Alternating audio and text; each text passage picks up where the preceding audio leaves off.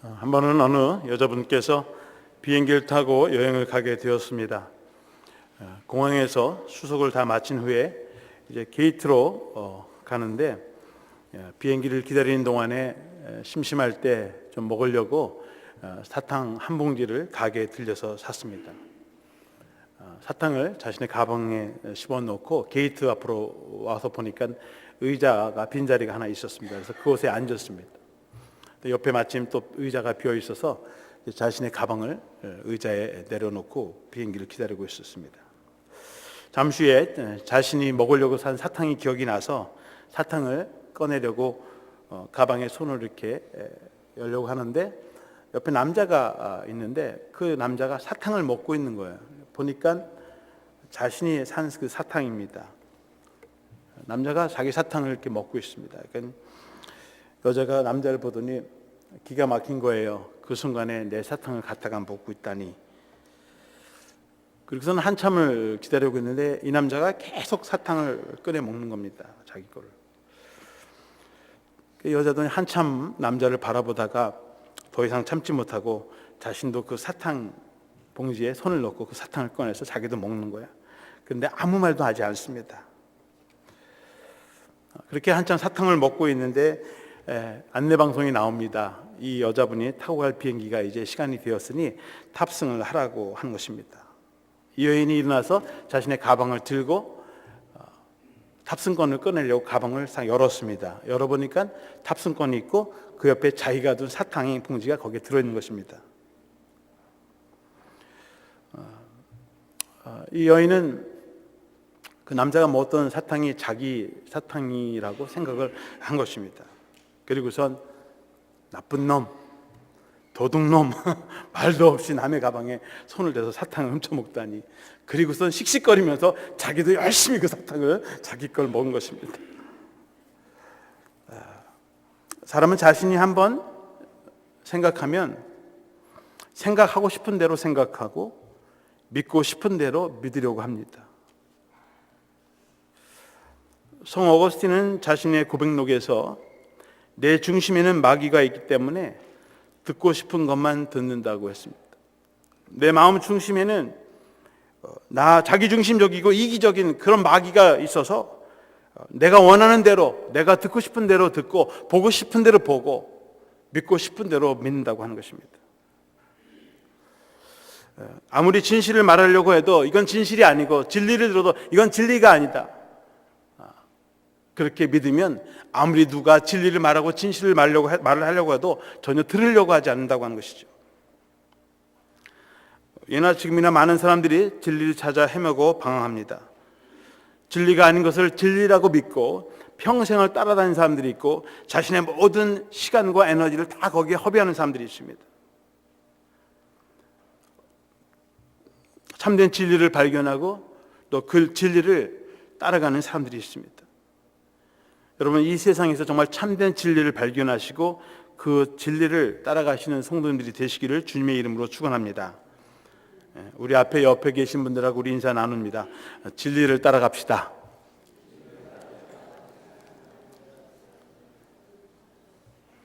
오늘 본문의 말씀은 주님께서 나는 길이요 진리요 생명이다. 오늘 본문 6절의 말씀, 예수께서 이르시되 내가 곧 길이요 진리요 생명이니 나로 말미암지 않고는 아버지께로 올 자가 없느니라. 주님은 내가 곧 길이다, 진리다, 생명이다. 나를 통해서만이 오직 하나님 아버지께로 갈 수 있다고 그런 말씀을 하고 계십니다. 여러분, 길이라는 단어를 히라보로 호도스라고 합니다. 호도스. 오늘 설교 제목을 호도스, 내가 앞에 메타를 써서 메타 호도스라고 했습니다. 메타라는 단어는 이미 우리가 말씀드렸습니다. 전치사죠. 옆에, 위에, 혹은 뒤에, 곁에, 그런 말입니다. 그래서 메타 호도스라는 말을 번역한다면 길을 따라서 along the way라고 그렇게 말할 수 있겠습니다. 이 메타 호도스에서 나오는 말이 method라는 말이에요. 메타 호도스의 원어가 되는 말이죠. 영어의 method, 방법, 길, 그 단어의 어원입니다. 근데 이 method, 길, 방법, 원리, 원칙, 그것을 나타내는 단어인데 우리 감리교인들 메소디스트라고 합니다. 그렇죠? 길을 따라가는 사람들, 진리, 원칙을 따라가는 사람들을 메소디스트라고 그렇게 번역할 수 있을 것입니다. 우리 감리교인들은 길과 진리와 생명이 되시는 주님을 따라가는 사람들이라고 하는 것입니다. 그런데 문제는 우리가 어떻게 길이요 진리요 생명이 되신 주님을 따라갈 수 있을까 하는 것이 문제입니다. 저는 오늘 본문을 통해서 세 가지를 여러분들과 나누고 싶습니다. 길과 진리를 발견하고 따라가기 위해서는 제일 먼저 우리가 해야 할 일은 선입견, 편견을 버려야 한다고 하는 것입니다. 오늘 1절 말씀에 너희는 마음에 근심하지 말라 하나님을 믿으니 또 나를 믿으라고 주님께서 말씀하셨습니다. 예수님께서 3년 동안 제자들과 함께 먹고 마시고 또 대화를 나누고 많은 표적을 통해서 예수님이 하나님의 아들이시고 정말 이 세상을 구원하러 오신 메시아, 구원자라고 하는 사실을 제자들에게 보여주었습니다. 이제 주님께서 자신의 마지막 때가 가까이 온 것을 아시고 제자들에게 근심하지 말라는 거예요. 걱정하지 말라. 내가 없어도 염려하지 말라. 하나님을 믿으니 나를 믿어라. 그런데 3년 동안 열심히 주님을 따라다녔던 제자들은 주님을 믿지 못했습니다. 그 중에서도 늘 의심이 많은 제자인 도마가 예수님께 질문을 하였습니다. 5절 말씀에 보면 도마가 이르되 주여 주께서 어디로 가시는지 우리가 알지 못하거늘 그 길을 어찌 알겠사옵나이까. 주님은 지금 내가 어디로 가고 있는지 이미 너희들이 그 길을 안다고 하는 거예요. 그런데 도마는 주님, 아니 어디로 가는지도 모르는데 우리가 길을 어떻게 합니까? 목적지도 모르고 목적지를 모르는데 어떻게 그 길을 알 수 있습니까? 그러는 거예요. 참 답답하죠? 3년 반 동안 정말 제자들에게 예수님이 길이고 생명이고 진리라는 사실을 그렇게 많이 수없이 많은 표적과 말씀을 통해서 얘기했는데 그 길을 다시 보여달라는 거예요. 모른다는 겁니다. 왜 그럴까요? 도마는 자신의 눈으로 예수님을 보았고 많은 표적들을 보았는데도 왜 믿지 못할까? 그것은 도마가 가지고 있었던 선입견, 편견 때문이 아닌가 생각해 봅니다. 어떻게 우리가 똑같은 인간이 신이 될 수 있는가? 어떻게 인간이 길이 될 수 있고 진리가 될 수 있고 생명이 될 수 있는가? 어떻게 인간이 인간을 구원할 수 있는가? 하나님이 신이 우리를 구원하는 것이지 어떻게 우리의 똑같은 인간의 모습을 가지고 계신 분이 우리를 구원할 수 있는가? 그가 어떻게 하나님의 아들 신이 될 수 있는가 하는 거예요. 제자들은 보고도 믿지 못했습니다. 여러분, 예수님께서 3일 만에 부활하셨을 때에 예수님께서 제자들이 있는 다락방에 가셨습니다. 그곳에 제자들이 있었는데 도마만 없었어요.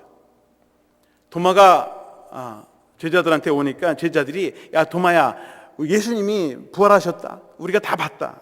도마가 하는 말이 나는 내 눈으로 보고 내 손으로 만져보지 못하면 나는 믿지 않을. 어떻게 죽은 사람이 다시 살아날 수 있느냐는 거예요. 죽은 지 3일이 됐으면 벌써 냄새가 풀풀 나고 송장이 됐을 텐데 어떻게 송장이 되고 시신이 다 썩었는데 그런 죽은 사람이 어떻게 다시 살아날 수 있냐는 거예요. 자신이 가지고 있는 선입견, 통념, 그것을 가지고서는 도저히 믿을 수 없다고 하는 것입니다. 자신이 가지고 있는 선입견, 편견으로 인해서 부활하신 예수 그리스도를 믿지 못하고 부활의 신앙을 소유하지 못한다고 하는 것입니다. 오늘날도 마찬가지죠. 죽은 사람이 어떻게 살아나냐. 부활, 그거 다 거짓말이라는 거죠. 믿지 못하는 것입니다. 죽은 사람은 다시 살아날 수 없다는 그의 편견, 선입견이 그에게 부활의 신앙을 갖지 못하게 하는 장애물이 되었고 방해물이 된 것입니다. 마태복음 13장에 보시면 예수님께서 제자들과 함께 복음을 증거하시러 예수님이 자란 고향으로 가셨습니다. 나사렛 가셨습니다.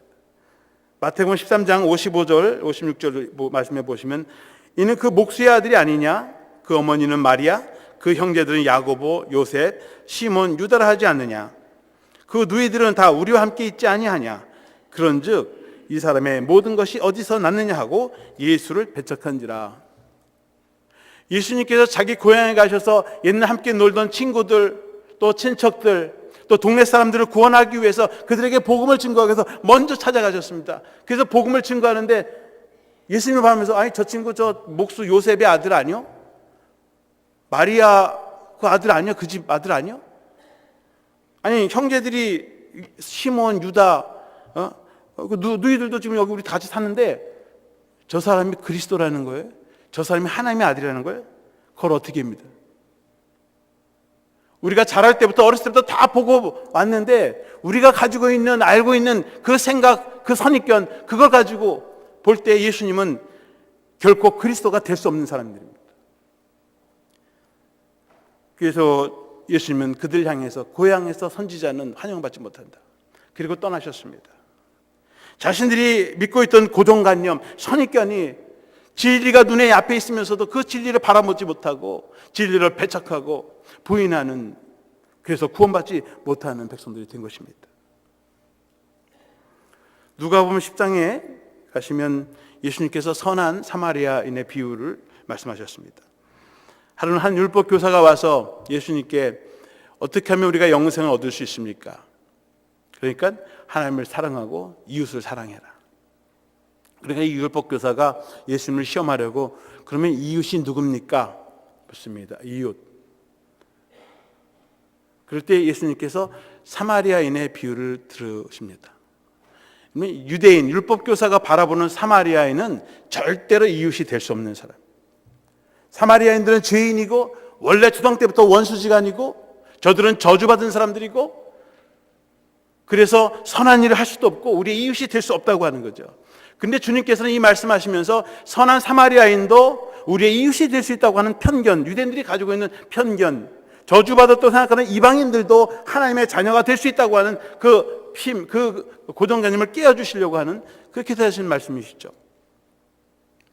선한 사마리아인도 이웃이 될 수 있다. 사마리아인 죄인들도 의로운 일을 할 수 있다. 그래서 우리의 이웃이 될 수 있다고 하는 것입니다.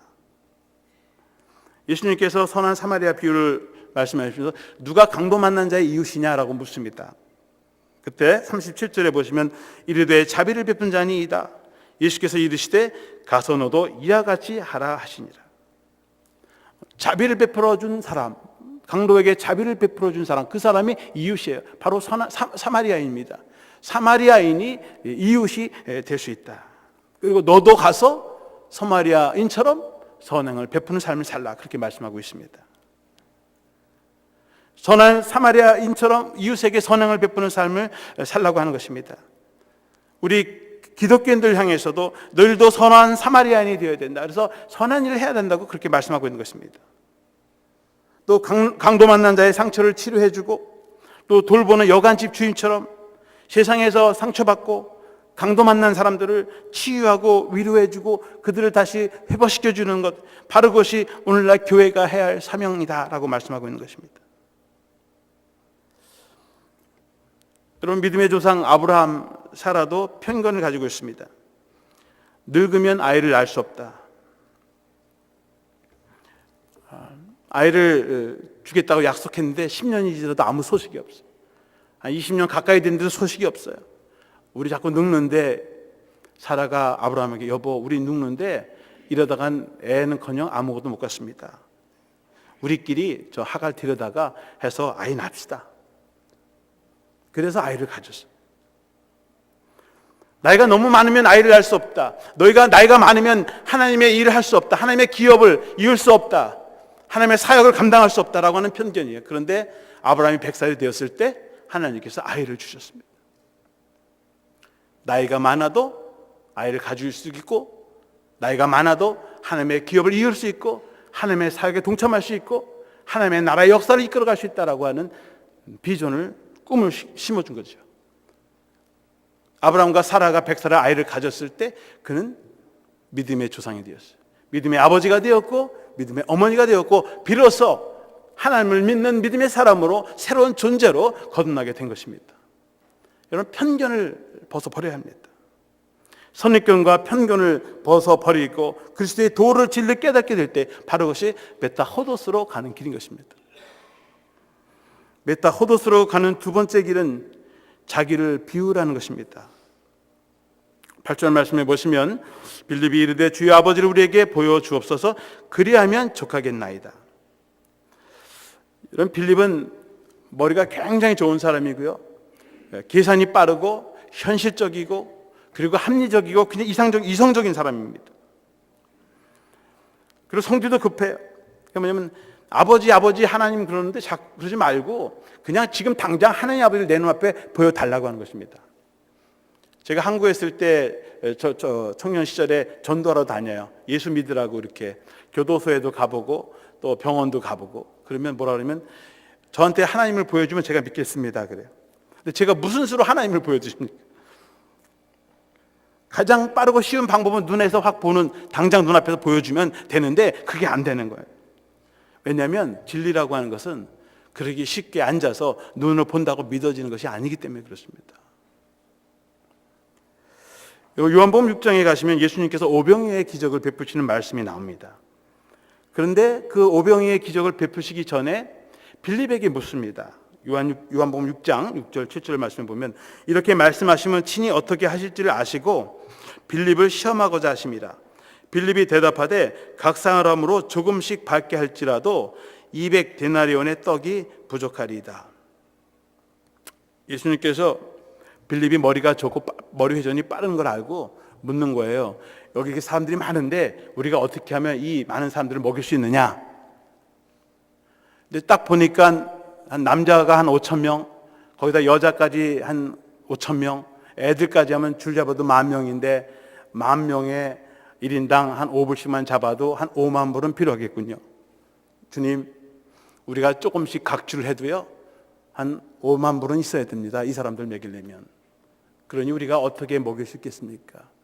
빌립은 우리는 너무나 돈도 없고 부족해서 우리는 그 일을 감당하지 못합니다. 힘이 없고 능력이 없으면 우리는 하나님의 일을 할 수 없습니다라고 하는 고정관념을 빌립이 갖고 있었던 것입니다. 그런데 우리 뭐 먹을 게 없니? 했더니 안드레가 어디서 어린아이가 점심 도시락으로 싸가지고 온 보리떡 5개, 물고기 2마리를 갖고 옵니다. 주님, 여기 있긴 있는데요, 이거 가지고 어떻게 이 많은 사람을 먹겠습니까? 안드레도 그렇죠. 주님, 여기 먹을 것이 있긴 있지만 이건 주님 한 분도 먹기 부족한 양입니다. 어떻게 우리가 이 많은 사람을 먹일 수 있겠습니까? 주님은 그 떡을 받으시고 축복기도 해주시고 나눠주셨어요. 거기 있는 5천 명의 사람들이 다 먹고 배불리 먹고 12광주리가 남았습니다. 하나님의 일은 적다고 돈이 없다고 연약하다고 할 수 없는 것이 아니라 하나님이 함께 하시면 할 수 있다고 하는 비전을 주신 것입니다. 선입견, 안 된다고 하는 선입견, 못한다는 선입견, 그것이 하나님의 일을 방해하는 오히려 도구가 된다고 하는 것입니다. 여러분 11절 말씀에 내가 아버지 안에 거하고 아버지께서 내 안에 계심을 믿으라. 그렇지 못하겠거든 행하는 그 일로 말미암아 나를 믿으라. 빌립에게 얘기하는 거예요. 빌립이 아니 주님 제 눈에 하나님을 보여달라고 하는 거예요. 그러니까 주님이 얼마나 답답해요. 이미 나를 본 자는 아버지를 보았는데 얼마나 더 많은 것을 보여줘야 되냐는 거예요. 내 안에 아버지가 계신 것을 보고 있지 않느냐. 그러면 믿으라는 거예요. 그리고 그걸 못 믿겠으면 이제까지 너에게 보여준 그 놀라운 많은 기적들을 통해서도 믿으라고 하는 것입니다. 그 일을 통해서 믿으라고 하는 거예요. 그렇게 많은 기적을 보았으면서도 빌립은 여전히 주님 하나님을 나에게 보여주시면 내가 그때 믿겠습니다. 여러분 우리의 눈이라고 하는 것은 본다가 믿는 것이 아닙니다. 영어에 monkey mind라고 하는 단어가 있습니다. 직역하면 원숭이 마음, 원숭이 생각이에요. 이거는 원숭이처럼 이 주의가 늘 산만한 상태를 말하는 거예요. 항상 무엇으로 가득 차 있는, 꽉 차 있는 상태를 말하는 것입니다. 그래서 자기 생각 욕심으로 가득 차서 늘 불안한 거예요. 가만히 있지 못해요. 뭔가 분주하게 움직여야 되고요. 뭘 해야만 지성이 풀리는 거예요. 가만히 조용하고 평안하면 그게 이상한 거예요. 그러니까 항상 주의가 산만하고 뭐 좀 간섭할 게 없고 하면 그리고 정신없이 분주하게 다니는 거죠. 남자들에게는 본능적으로 소유욕이 있습니다. 생존 본능에서 나오는 것입니다. 남자들이 아름다운 여인들이 이렇게 지나가면 여인들을 보죠. 보는데 그냥 보면 되는데 웅큼한 생각을 하는 거예요. 순수하게 아름다운 걸 아름다워 보면 되는데 소유하고 싶은 그런 욕구가 생기는 거예요. 종족 보존의 본능이 나오는 거죠. 자기도 모르게. 저만 그러는가요, 남자들이? 그런 본능이 있어요. 그러니까 동물들도 암놈 놓으면 막 서로 싸우잖아요. 말싸움 할 때 암놈 말을 놓으면 훑는 말들이 싸우는 거예요. 종족 보존하기 위해서 싸우는 겁니다. 그런 본능들이 있어요. 눈으로 보면 남자들은 눈에서 보이는 그 안목의 정욕이라 그러죠. 우리 눈이 욕심이 있어요. 남자들만 있는 것 같아요? 여자들도 있어요. 여자분들은 아이 쇼핑. 이 에덴 동산에서 처음 선악과를 봤을 때 딱 보니까 하는 말이, 야, 보암직스럽다. 먹음직스럽다. 저거 먹으면 지혜롭고 탐스럽기도 하구나. 여인들도 아름다운 곳을 보면 탐을 내죠.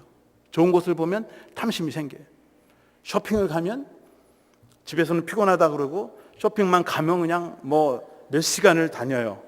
들었다 놨다 들어놨다. 아주 사지. 그리고 어떤 때는 서너 시간 다녀도 하나도 안 사. 열받아가지고 말이죠. 내가 다시는 가나 보라. 한 번 속지 두 번 속냐? 안 가요. 쇼핑 갔다 와. 뭘 사든지 I don't care. 여자들도 보면은 말이죠. 좋은 거 보면, 아름다운 거, 예쁜 거 보면 사고 싶고 그렇잖아요. 왜 그렇습니까? 사지 않아도 탐심이 있는 거예요. 눈에 대한 정욕이 있는 것입니다. 그런데 그러다가도 어린 아이를, 집에 아이를 보게 되면 눈에 넣어도 아프지 않다. 아이를 보면 그 아이가 내 눈에 들어가도 아프지 않아요. 조그만 티만 들어가도 아픈데 그 큰 아이가 다 들어가도 아프지 않다고 거짓말을 하는 거예요, 우리는. 왜 그렇습니까? 그 아이를 탐욕의 눈으로 보는 것이 아니라 사랑의 마음으로 바라보기 때문에 그런 거예요. 순수한 마음으로 바라보기 때문에 아이가 눈에 넣어도 아프지 않은 거예요. 그런데 조금만 기분 나쁜 거 보면은 막 화나잖아요. 우리의 눈이. 다른 사람 막 이해 못 하잖아. 인상 쓰고 말이죠. 자기 아이가 그러면 다 예뻐 보이는 거예요. 우리의 눈이라고 하는 것이 항상 눈에 보여진다고 해서 그것이 진리가 아니라고 하는 거예요. 우리의 눈이 오히려 좋아하고 탐스럽다 하면 그것은 진리이기보다는 오히려 유혹이고 탐욕이고 탐심인 경우가 더 많습니다. 세상 사람들은 육신의 눈으로 다 진리를 보기를 원하고 좋아하는 걸 추구하고 그것을 통해서 자기를 채우려고 하는 거예요. 그런데 사실은 그것이 진리가 아니라 허상이라고 하는 거죠. 오히려 우리를 잘못된 길로 아담과 하와가 그랬던 것처럼 먹음직스럽구나, 보암직스럽구나, 저거 먹으면 뭔가 되겠구나 하고 그것을 소유한다고 하는 것입니다. 창세기 6장에 보시면 노아의 홍수의 얘기가 나옵니다. 창세기 6장 5절에 보시면 여호와께서 사람의 죄악이 세상에 가득함과 그의 마음으로 생각하는 모든 계획이 항상 악할 뿐임을 보시고, 예나 지금이나 사람들의 마음과 생각이 악하고 계획하는 것이 항상 악하다고 했습니다. 그러니까 하나님께서 세상을 보시면서 너무 악하니까 안 되겠다. 청소를 한번 해야 되겠구나. 물청소, 대청소를 한번 하자. 그리고선 40일 동안 비를 내리시고 150일 동안 세상을 물에 잠기게 하셨습니다. 장로교의 창시자인 존 칼빈은 인간의 마음은 마귀의 공장이다. 인간의 마음은 마귀를 생산하는 생산 공장이다. 그렇게 얘기를 했습니다. 인간의 지역된 마음속에 늘 끊임없이 마귀가 태어난다고 하는 것입니다. 우리는 마귀 그러면 마귀가 밖에서 안으로 들어와서 우리를 유혹한다고 하지만 실제적으로 그 마귀는 밖에서 오는 것이 아니라 내가 내 안에서 만들어내는 거죠. 나의 욕심, 탐욕, 탐심, 정욕들이 만들어내는. 우리 안에 있는 마귀적인 생각들을 내쫓아야 합니다. 하나님께서 그런 세상을, 악마가 가득하고 마귀가 가득한 이 세상을 청소하시겠다고 하는 것입니다. 150일 동안 세상을 물로, 정말 죽음의 바다로 덮으셨습니다. 그리고 150일 지난 후에 노아의 방주가 아라랏산의 정상에 오르게 되었습니다. 새로운 변화라고 하는 것은 비우는 거예요. 청소하는 것입니다. 그리고 정상에 오르는 것입니다. 그리고 그곳에서 새로운 삶을 시작하는 것입니다. 우리 안에 있는 욕심, 탐욕, 탐심, 우리를 비워야 합니다. 비울 때에 메타호더스, 그때 길이 보이는 것이고 진리가 보이는 것입니다. 우리 안에 세상적인 것을 가득 차 있는 세상, 우리는 우리의 눈으로도 진리를 발견할 수 없다고 하는 것입니다. 메타호도스로 가는 길은 우리의 그 빈 마음 속에 그리스도의 영으로 채우는 것입니다. 자기 비움이라고 하는 것 많은 종교에서 추구합니다. 불교에서도 자기 비움을 시도합니다. 세상의 모든 고난, 고통, 그런 것들을 다 비워서 자기를 비워요. 그래서 소위 무를 경험하게 하고 이 자연과 자기가 합일이 되는, 그래서 소위 무아지경, 니르바나로 이른다고 합니다. 근데 이 무가 잘못하면 허무주의로 가게 하죠. 근데 기독교도 자기 비움이 있어요. 근데 자기 비움을 시도해요. 우리도 세상에 있던 것을 다 버리고 내려놓습니다. 근데 거기서 끝나는 것이 아니라 그 빈 마음 속에 그리스도의 영으로, 하나님의 영으로, 하나님의 진리로 채우는 것입니다.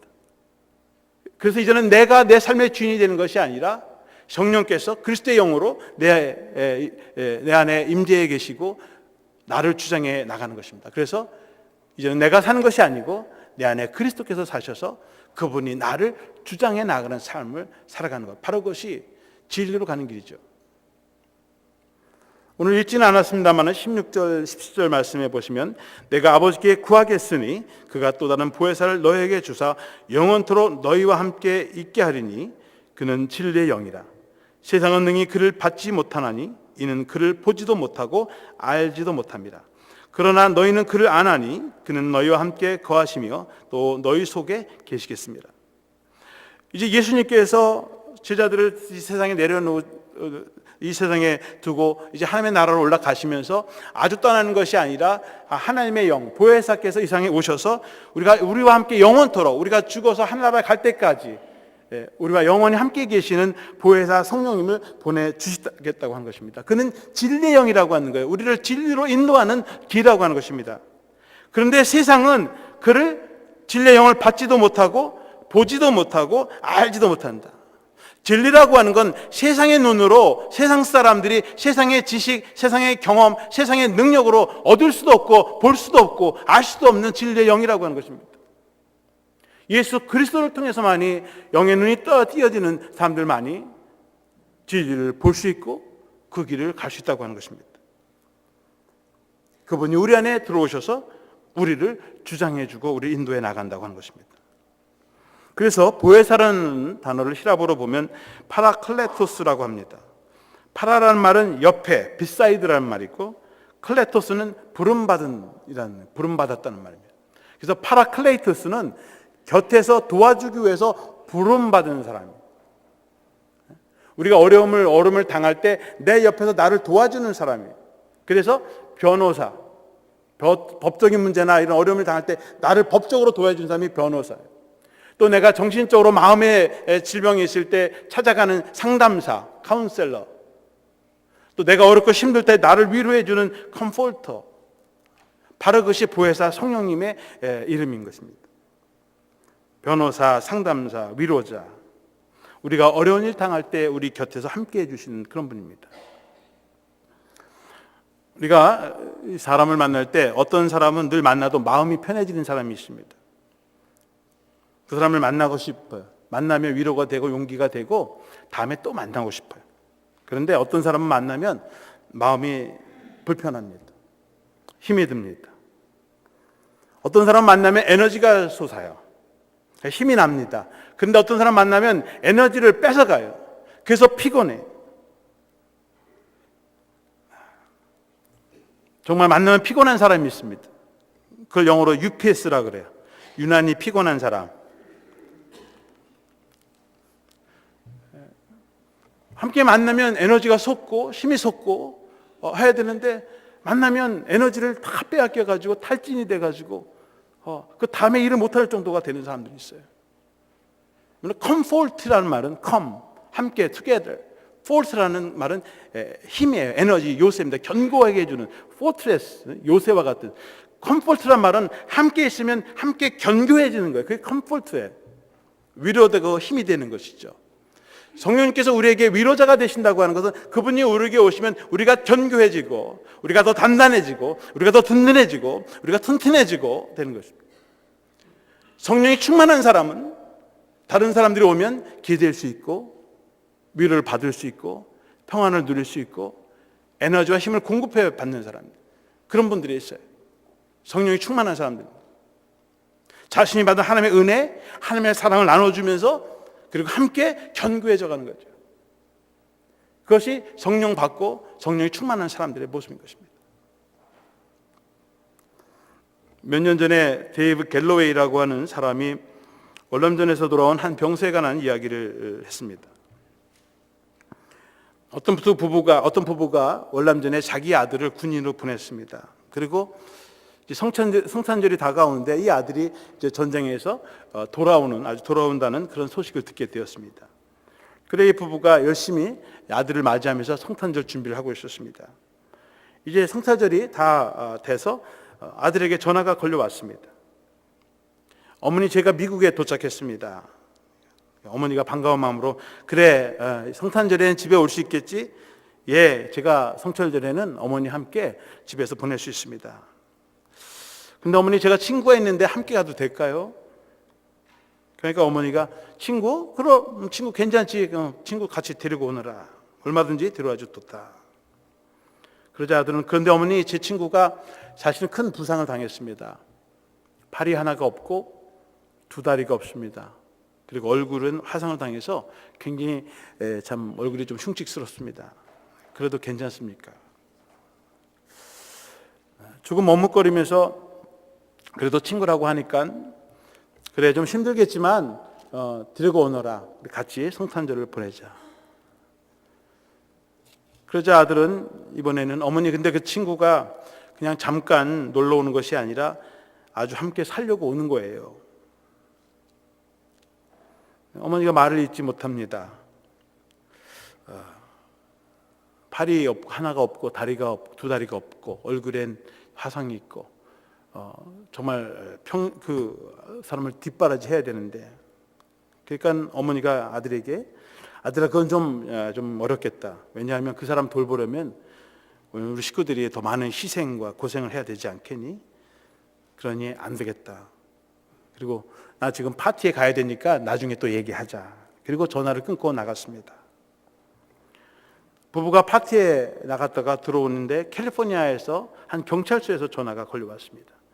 전화로 경찰관이 하는 말이, 죄송합니다마는 당신의 아들이 모텔방에서 죽어 있는 것을 발견했습니다. 군복을 입고 있었고 두 다리가 없고 팔이 하나가 없고 얼굴에는 화상이 있었습니다. 전화를 걸었던 아들이 말하는 그 친구가 바로 자기 아들이었던 것입니다. 여러분, 때로는 우리가 주님을 영접하고 보혜사를 영접하고 참 좋지요. 진리 좋지요. 그런데 정말 우리 안에 주님을 나의 구세주로, 나의 삶의 주인으로 모셔드릴 때 우리는 그런 부담감이 없느냐 하는 것입니다.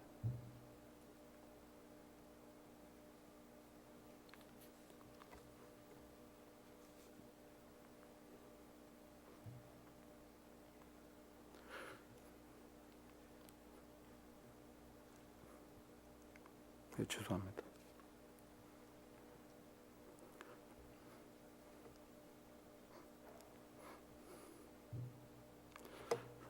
사실 저는 주님을 영접하는데 20년이 걸렸어요. 여기 우리 어머니 아버님이 계시지만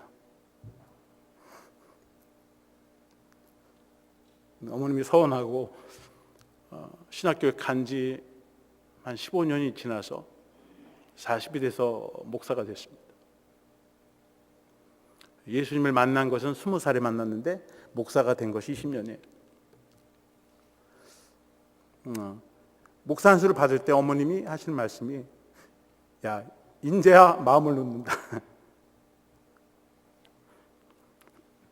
여러분, 저의 솔직한 고백이에요. 우리가 진리를 소유한다고 하는 것, 예수님을 구세주로 영접한다고 하는 것, 그렇게 쉬운 일이 아닙니다. 자기의 꿈도 내려놓아야 되고요, 자신의 욕심도 내려놓아야 돼요. 그것을 내려놓는데 20년이라는 세월이 필요하더라고요. 예수님을 만나고 난 이후에도 그런 진리를 여러분들에게 따라오라고 하는 거예요. 주님께서 제자들이 그런 진리를 소유하고 내가 길이고 진리고 생명이니까 나를 따라오라는 거예요. 근데 예수님 마지막 십자가 달릴 때 제자들은 다 도망쳤습니다. 우리의 솔직한 고백은 주님을 정말 내 구세주로 모신다는 것이 너무나 큰 부담이에요. 그렇지 않습니까? 그런데 다시 한번 저는 여러분들에게 말씀을 드린 것은 그분의 참된 길, 진리, 생명을 얻게 되면 정말 그분이 말씀하시고자 하는 것이 무엇인지를 우리가 깨닫게 될 것이고, 그 안에서 세상에 얻을 수 없고 돈으로도 살 수 없고 세상의 어떤 가치보다도 얻을 수 없는 참된 진리와 생명을 소유하게 될 줄로 믿습니다. 결단이 필요하고요, 희생이 필요합니다. 아무쪼록 우리 믿었던 교회 성도님들은 정말 길가 되시고 진리가 되시고 생명이 되신 그 주님을 구세로 영접함으로 말미암아 내 안에 메타호도스가 이루어지고, 거기서 끝나는 것이 아니라 나도 다른 사람들을 위한 주님께로 인도하는 길이 되시고 진리가 되시고 생명이 되는 또 다른 메타호도스가 되시기를 주님의 이름으로 축원합니다. 기도하겠습니다.